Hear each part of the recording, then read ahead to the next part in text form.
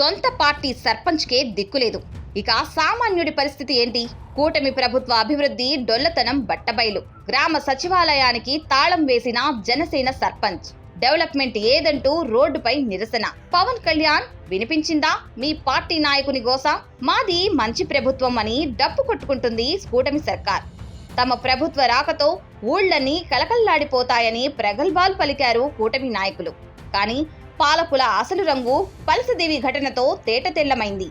అభివృద్ధి అంటే కేవలం గ్రాఫిక్స్, ప్రచార ఆర్భాటాలే తప్ప క్షేత్రస్థాయిలో గుప్పెడు మట్టి కూడా కదలడం లేదని స్వయంగా అధికార పక్షానికి చెందిన నేతలే గొంతెత్తుతున్నారు. పశ్చిమ గోదావరి జిల్లా పలసదీవిలో జనసేన పార్టీకి చెందిన సర్పంచ్, 10 మంది వార్డు సభ్యులు, ఎంపీటీసీ సభ్యుడు కలిసి గ్రామ సచివాలయానికి తాళం వేసి బైఠాయించడం ఒక సంచలనం. తమ అధినేత పవన్ కళ్యాణే పంచాయతీరాజ్ శాఖ మంత్రిగా ఉన్నప్పటికీ తమ గ్రామంలో పైసా అభివృద్ధి జరగకపోవడం ప్రభుత్వ అసమర్థతకు పరాకాష్ట అని స్వయంగా జనసేన నాయకులే విమర్శిస్తున్న తీరును గమనించాలంటుంది బీసీవై పార్టీ.